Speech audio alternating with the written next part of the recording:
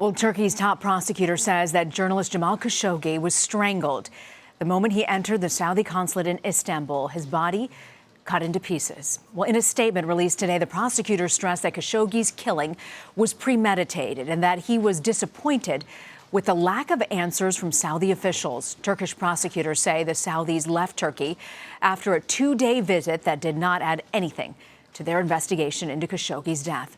CBS News correspondent Errol Barnett joins me now from Washington. Errol, I just tell you, their version of events from Turkey, it doesn't add up. What about the screams we heard about? What about the torture?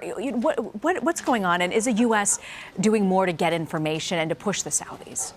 Well, look, here's the issue. You have effectively an information stalemate. The Turkish prosecutor is saying the Saudi Attorney General has not answered three key questions we have in this probe. Number one, where is Jamal Khashoggi's body? Number two, who is the local individual who helped, allegedly, this collaborator in disposal of that body? And the third question that the Turks say Saudi Arabia has remained unanswered is, will they extradite the detained Saudis so they can be prosecuted in Turkey? As far as we know, on all three of those points, the Saudis are not giving up any additional information. So you have this effective information stalemate. And the issue for the U.S., which wants to base any response on tangible, verifiable evidence, is that after the CIA director went to go visit in the region and perhaps reportedly listen to the audio, we haven't seen any change in policy from the U.S. And we know that President Trump has been reluctant to act. So now today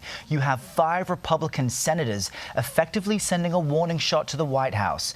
Senators Marco Rubio, Cory Gardner, Rand Paul, Dean Heller and Todd Young penning a letter to President Trump effectively saying that the investigation into the murder of Jamal Khashoggi as well as Saudi Arabia's actions as it relates to Yemen and Lebanon have raised further, quote, serious concerns about the transparency, accountability and judgment of current decision makers in Saudi Arabia. They go on to say, we request that you, President Trump, suspend any related negotiations for a U.S.-Saudi civil nuclear agreement for the foreseeable future. So they don't want President Trump talking about Saudi Arabia's civil nuclear program, and they threaten that if the president continues to have these talks anyway, they will then use the Atomic Energy Act to block any U.S.-Saudi nuclear agreement. So a real warning shot, and serious considering that this is coming from within the higher ranks of President Trump's own party. It's so interesting to hear you say that. And also, I don't know what the Saudi calculus is on this, but if they think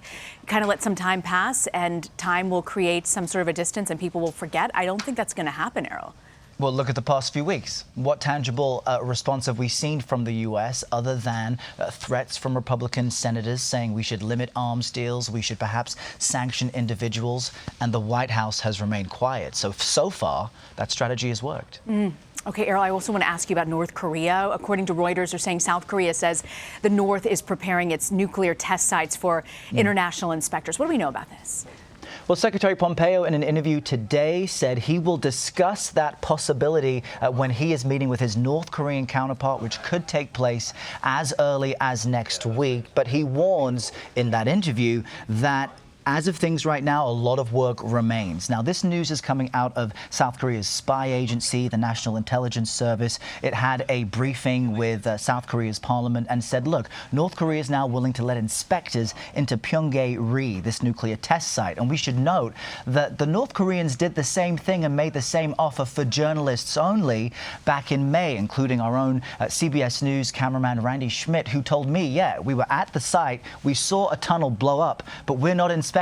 So how can we verify that this was in fact accurate? So it's a sign potentially from North Korea that it is willing to let inspectors in. Meanwhile, the U.S. is trying to get working level discussions and dialogue going between the North and the U.S. You've had President Trump and Kim Jong-un meeting. They may meet again earlier next year. You have Secretary Pompeo meeting his counterpart again and again. But the real work is done by lower ranking individuals. And as far as we know, those working level discussions have yet to get off the ground. So we wait for more tangible results on that front. You know, Errol, I'm also curious because we've learned at CBS that State Department spokesperson Heather Nauert is among the candidates being considered to replace Nikki Haley as the U.S. ambassador to the UN.